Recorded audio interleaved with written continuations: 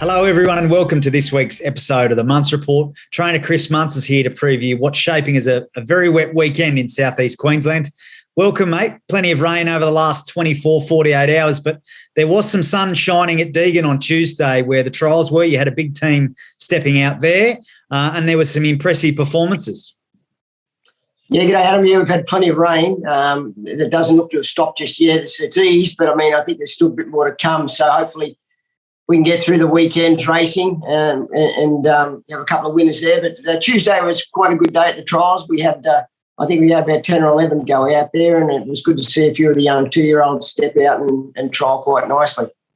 Yeah, well, obviously, important part of the preparations for a lot of these horses, particularly after last week's trials, were had to be abandoned. So let's recap some of the more impressive performances. Kavak was back at the trials and won his heat. Yeah, well, he was a lot fitter there on Tuesday.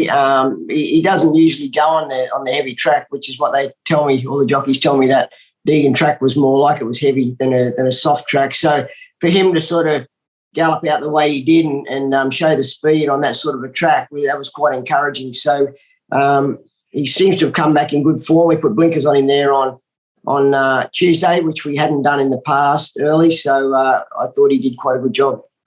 Yeah, very good. Well, it'll be good to see him back at the races shortly. And Bedini's girl was third in her heat. She obviously took benefit from the jump out she had a fortnight ago, where obviously she sort of needed the run. Yeah, she did. She took a lot of improvement. She's in very good order, this mare. Young Zach Lloyd rode her in the trial. He'll ride her on Sunday if we happen to go to the races, weather dependent. And I just thought that she did everything pretty professionally and had a good morning out without being put under any undue pressure. Very good. Yeah, well, she's entered for Sunday, as you mentioned, so we can talk about her more in the preview. You also had 3 unraced 2-year-olds who also looked impressive, winning their heats respectively. So let's recap those. Unraced filly Stella Rashi won her heat as the first of the heat winners.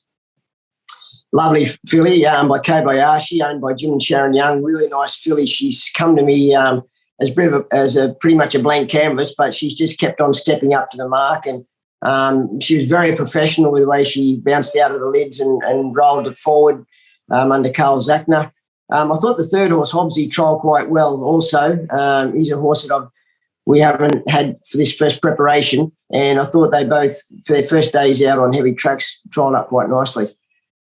Yeah, very good. Well, that was the trial over 1,050 metres, and then obviously they moved the barriers for the shorter 650 jump outs, and Fodor, a 2-year-old unraced gelding, won his heat in the O'Toole family colours. Yeah, well, he's a lovely heroic valor gelding. He'd sort of come to us with not much of a reputation, and give him a couple of jump outs and didn't show us a lot. Then we put a set of blinkers on him one day, and it seemed to improve him out of sight. So seems to be a bit of a trend with these heroic valors. They all seem to love the blinkers on them.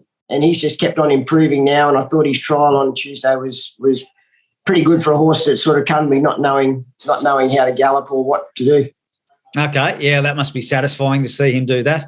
And then 2-year-old filly Ashmolean, a better than ready filly out of Rebel Exceed, won her trial also. Yeah, well, she surprised me actually in the way that she was so professional and the way that she sort of showed good speed from an awkward gait.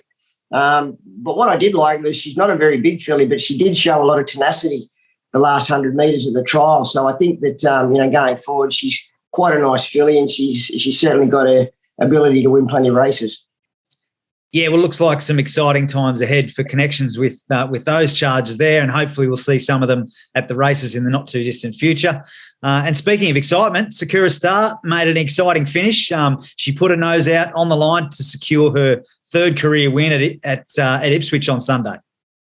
Yeah, look, it was a well-deserved win. It was she'd been knocking me on the door, racing very, very honestly, and young Zach gave her a pretty good ride, young Zach Lloyd, and got all the meat out of her that he possibly could to the last 50 metres. So it was a well-deserved win by both horse and rider.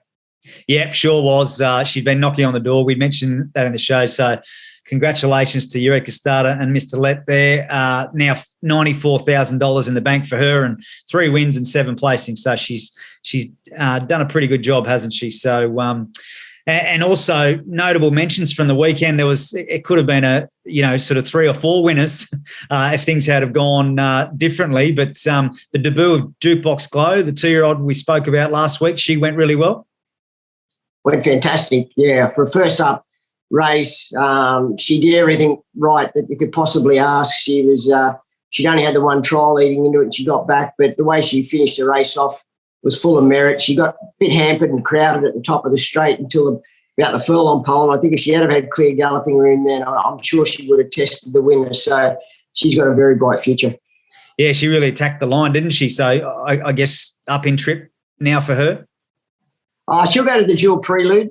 She'll go up slightly, 11:10, I think it is, at Doomben next Saturday, or Saturday week, on the 5th. And then that'll depend on whether A, she gets a run in the duel, or B, whether we even go there or not, or whether we just come back to a maiden. But either way, she'll certainly give us a good sight no matter where she runs. Yeah, for sure. Well, that's exciting for Connections to see her attack the line so well on debut. And then so too did Military Gamble and Jabali Gold. They both went close, but just, I guess, got sort of out-bobbed despite their best efforts. Yeah, well, Jabali Gold, he was just softened up by 100-1 Pop Pest that dropped out and run last. So his effort to just narrowly get run down was very, very brave. I thought Georgina gets along very well with the horse, and the horse, he did run a mighty race. So no criticism of the horse or rider there. It was just softened up by a Pest. And then Military Gambler, he tried hard again. He learned to win. The speed was quite hectic, and whether that just took it out of him and the winner just had the soft run sitting off him, and whether that was the difference between winning and running second, I'm not sure. But he's certainly due for a well-deserved win. Yeah, they're all running well, aren't they? So it's just that little bit of change of luck and things could be a bit different. So, well, let's get into the preview for this week. As we mentioned, there is plenty of rain around, so it's all weather dependent. Ipswich meeting on Thursday. Northern Woods has entered for a benchmark 60 over the 1,700 metres, and I guess he has won on the soft at Ipswich before, so if the meeting does go ahead, he'll run. He'll go around, yeah. And I would probably say that depending on how he runs, this could possibly be his last run before going for a break. He's had a pretty long preparation, but he's very well. Like, he's holding together nicely. He looks terrific, and I've got no doubt he'll parade very professionally there again tomorrow. So he just needs an ounce of luck from a tricky draw, and for young Zach Lloyd, and I'm sure he'll give us a good sight. Yeah, well, he's definitely fit, isn't he? And he's, as you say, he's been racing well and has won on the soft at Ipswich before. So good luck to Connections there with him. We then turn our attention to Doomben on Saturday. 3 runners lining up here, weather dependent. Outback Gladiator is the first of those in a benchmark 78 handicap over the 2,200 metres. Barrier 5 for Mark Duplessis, and he was left in front a bit too early last start. Had to do a bit too much work when third at Doomben, but I guess this is more a suitable trip, isn't it, the 2,200? Yeah, well, the mile race there the other day was actually on figures. It was actually running at a very slow speed, and in hindsight, I think Ben, if he had the ride over again, would have got going on him a lot sooner than what he did. They went very steady for most of the race, and when it's a sit and sprint like that, it doesn't suit this horse. So I think the 2,200 suits him, the wet track suits him, and he's very, very fit. So he'll run a very good race on Saturday, I've got no doubt. Okay, sounds like a bit of confidence there with him, and 2 from 2 on the heavy. So good luck to Connections there.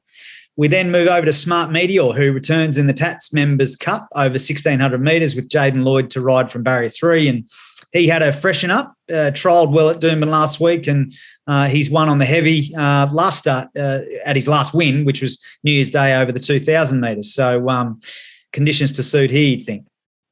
Yeah, well, this horse seems to go very well for Jaden. He seems to ride the horse with confidence. He lets him find his feet back in the field, and he's actually got quite a good turn of foot, particularly on that heavy going. So down in the weights, he meets Profit a lot better at the weights. I think that so long as Jaden gets the right sort of run in transit on him, he'll be racing very similar to what he did the day he won. He won the 2,000 metre stakes race there a couple of starts back. Okay, sure. And, I guess depending on how wet it is, the 1,600 could seem like closer to 2,000 anyway on the day if it's really heavy. That's right. And he's very fit, this horse. He looks great, actually. So he'll run on Saturday before we probably give him a bit of a freshen up and then get ready for a few back-end Cups races at the end of the carnival. Okay, very good. Yeah, well, good to see him back after a freshen up. And the final runner on the program is Boom Nova, who she's looking to break through in the Class 3 plate over 1,200 metres. She's been knocking on the door this prep, hasn't she? 3 seconds and a third from 5 starts. And, could easily, similar to some of those other runners we're talking about, could easily had a couple of wins under her belt this prep.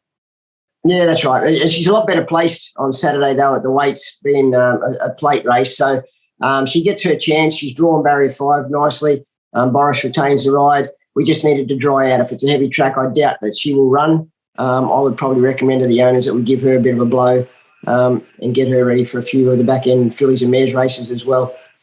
Okay. All right. Very good. We'll keep an eye on conditions there with her. And then the other runner over the weekend is Bedini's Girl, who we mentioned earlier. She's entered for Sunday's Sunshine Coast meeting in a fillies and mares Class 1 handicap over the 1,000. So I guess another one that's it's weather dependent, but you're happy with how she is heading to this if she does run first up.